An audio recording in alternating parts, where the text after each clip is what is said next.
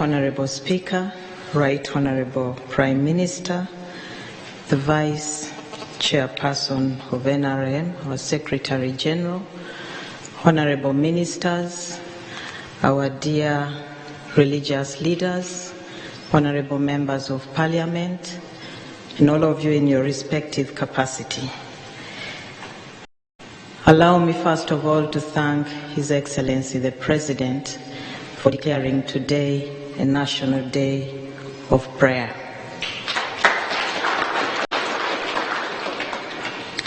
Your Excellency, COVID-19 is a battle, and I know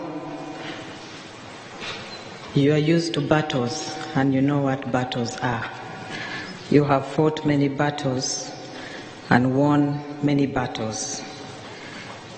But listening to our religious leaders today, this battle needs crying out to God, because many strong nations have been brought down on their knees. Nobody has been spared. It is only the Lord who can hear our cry and deliver us. I want to thank you for taking this battle head on, with the right decisions at the right time, and directing us to implement them immediately. There are many nations that delayed to take decisions, and today we see what we are seeing that is happening in various nations like Italy. When the virus first went to the United States, and many of you watched this being replayed yesterday, when President Trump said, "It is only one case, we shall manage it." Today there are over 16,000 cases, and the world is changing.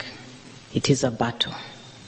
It is a battle that needs precision, that needs timely decisions, above all, that needs the Lord. Your Excellency, I want to thank the teams that you have empowered the health sector to work with, from the various ministries, departments, and agencies, right from yourself to the Right Honourable Prime Minister heading the interministerial team, down to ourselves. And I want to thank you in a special way for bringing on board your special advisor, Dr. Monica Musenero, to join this team, so that together we can put our heads together and do the operational part of it. Your Excellency, to date, Uganda has not registered any case of COVID-19.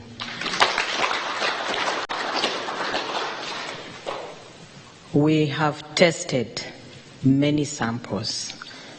Today we have tested nearly over 100 samples. All of them are negative. It can only be God, because many of the samples are from visitors from the highly affected countries. Some of the samples are from Ugandans who have visited the highly affected countries and stayed there for a while and came back. But all have tested negative. Your Excellency, these samples are run 3 times for us to be absolutely sure that they are negative. Sometimes I ask my teams, repeat again, so that we are absolutely sure. And they say, are you still doubting? I said, no, but just repeat again.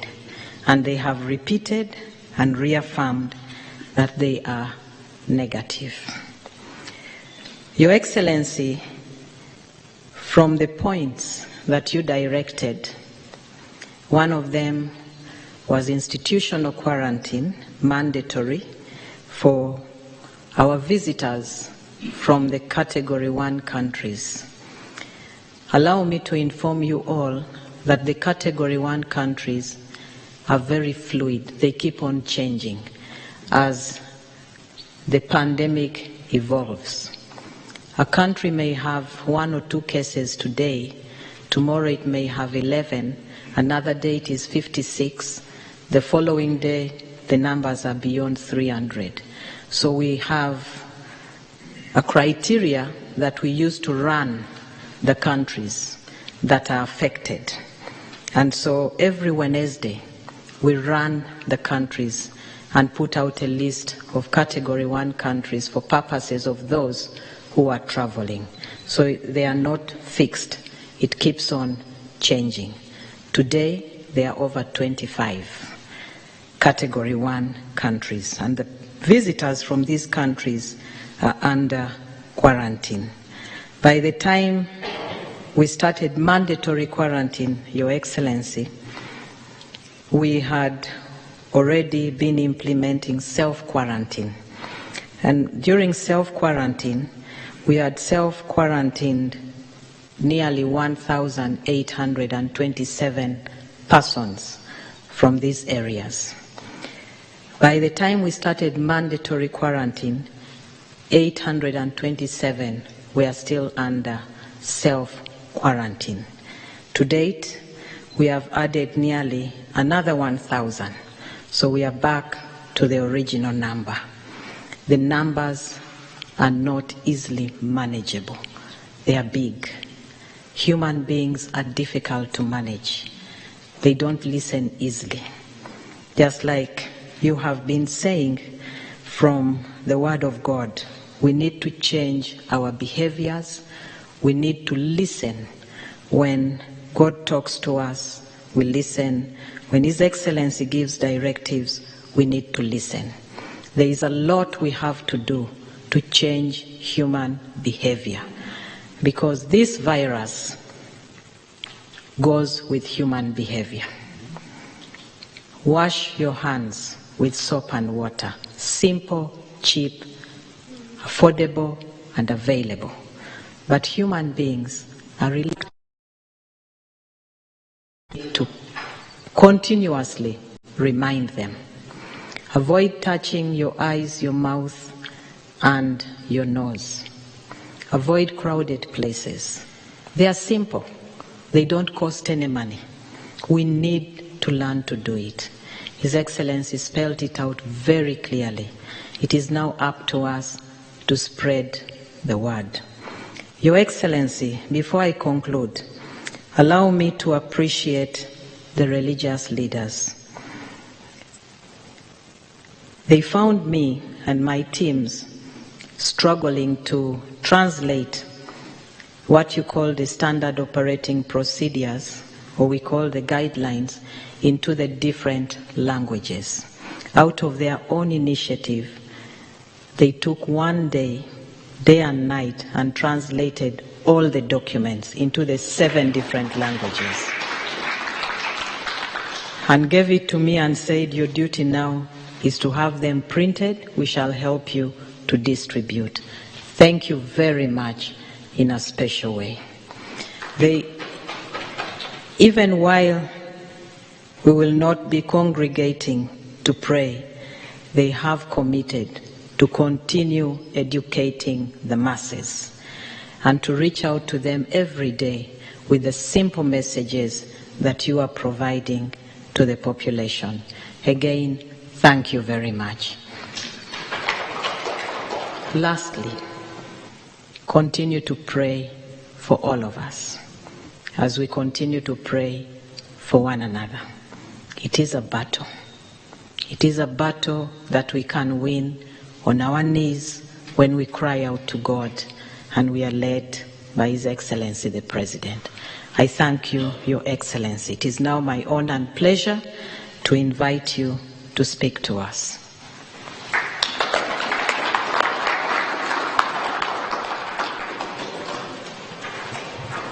The Right Honourable Speaker of Parliament, the Right Honourable the I believe in God, not just because of what these people say, not what the bishops say, but because of my own experience.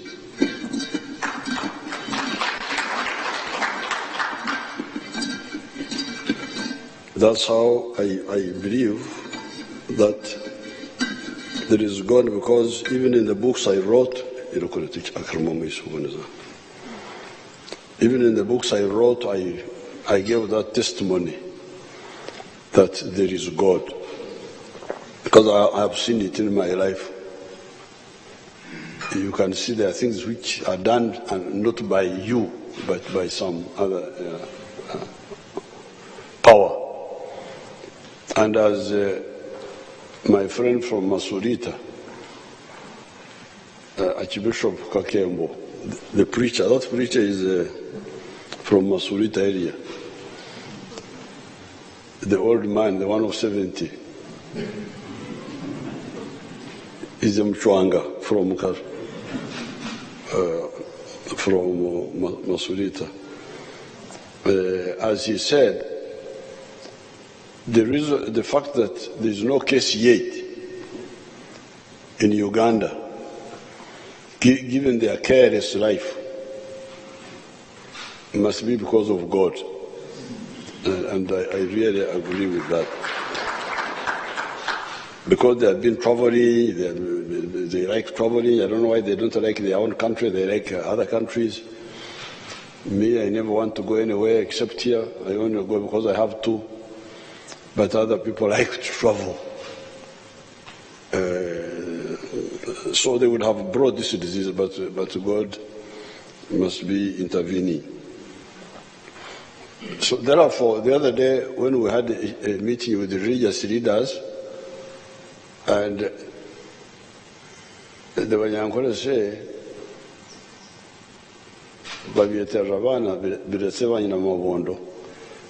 meaning that the Banyankole women,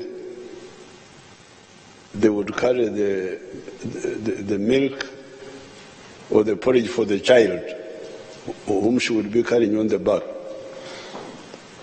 But the mother would always taste the food, the milk, the drink first. So they say it is the food of the child, but the mother is the one who... So the mother ends up being fat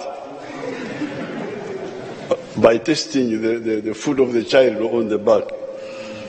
I had people praising me for this prayer session.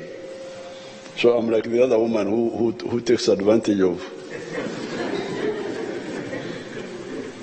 But actually the idea of the prayer came from the religious leaders.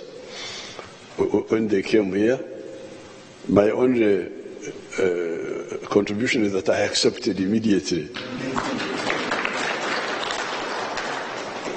But it came from them. And therefore, prayer, as you heard,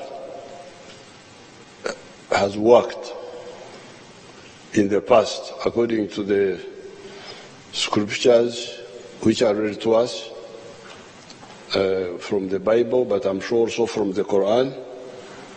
Now here, when I met the religious leaders on 17th of March, we declared this day, 21st of March, to be a day of prayer. And also it happens to be a good day, because on this day, on the 21st of March, 1979, I was involved in a battle, a fighting near Mbarara. We had captured Mbarara on the 28th of February, 1979. And then Idi Amin made some counterattacks. One time, then the second time was this one, was on the actual 21st of March, when he attacked from the Ntungamu side at a place called Uganda. and we defeated him, and that was the last battle from Barra. They never came back again. After that, they never came back. So it's an interesting day, a day of victory for freedom. So I'm very happy with this day. Now, before we had prayers in 2012, 7th of October again, the different arms of government came together and we prayed at Nambole. And there were some religious leaders there. So it is good that today we again met here to pray. In the Bible, you had the religious leaders quoting different texts, like this in the Chronicles 2, when King Hezekiah was attacked by a vast and mighty army, and then they prayed. I can quote. Then then there was another king, Jehoshaphat, who prayed in the assembly and said, "O Lord, our God and Father, are you not the God who is in heaven? You rule over all the kingdoms of the nations. Power and might are in your hand, and no one can withstand you. O our God, did you not give us this land?" This was Israel now. "You said that if calamity comes upon us, whether the sword of judgment or the plague or famine, we will stand in your presence before you and we will cry out to you in our distress, and you will hear us and save us." So that's what we did today. And the prayer is already working. The locusts came, but they ate nothing. They just came, and our experts were saying we should leave them, because apparently they had eaten a lot of things in Kenya. They had eaten a lot of things in Somalia, and apparently when they eat and they are mature, the next stage is not to eat, but to lay eggs. So these ones had come to lay eggs, because they had already eaten enough. So they were just sitting in the trees there, in the grass. Now our experts said, no, don't disturb them. There were two opinions. One opinion was from my people. They were saying, but this man said, why doesn't he let us eat them? Because you know some Ugandans eat the locusts.